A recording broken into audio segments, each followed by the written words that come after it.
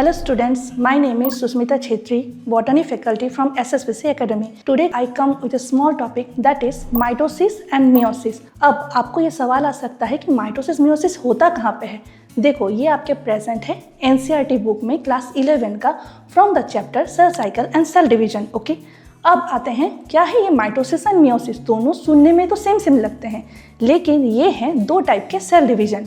देखो माइटोसिस होता है क्या कि एक सेल डिवाइड होके दो सेल बनाता है, और मियोसिस क्या करता है, एक सेल से चार सेल बनाता है। मतलब एक सेल डिवाइड होके दो डॉटर सेल और दूसरे में एक सेल डिवाइड होके चार डॉटर सेल। ओके, अब माइटोसिस होता है आपके both in haploid and diploid cell. फिर से new concept that is haploid and diploid.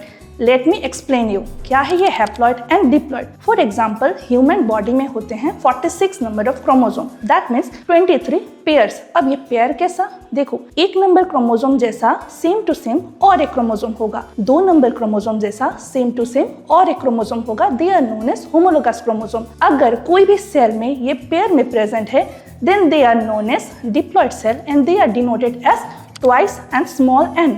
अगर कोई सेल में सिर्फ single set of chromosome present है, मतलब एक नंबर क्रोमोसोम जैसा सिर्फ एक, दो नंबर क्रोमोसोम जैसा सिर्फ एक, then they are known as haploid cell. अब फिर से आते हैं माइटोसिस एंड मियोसिस में। माइटोसिस क्या करता है, दोनों में हैप्लॉइड एंड डिप्लॉइड सेल में भी डिवीजन दिखा सकता है। अगर हैप्लॉइड सेल में डिवाइड हुआ तो दो हैप्लॉइड सेल बनाएगा, अगर डिप्लॉइड सेल में डिवाइड हुआ तो दो डिप्लॉइड सेल बनाएगा। अब जो मियोसिस है it is also known as reduction division.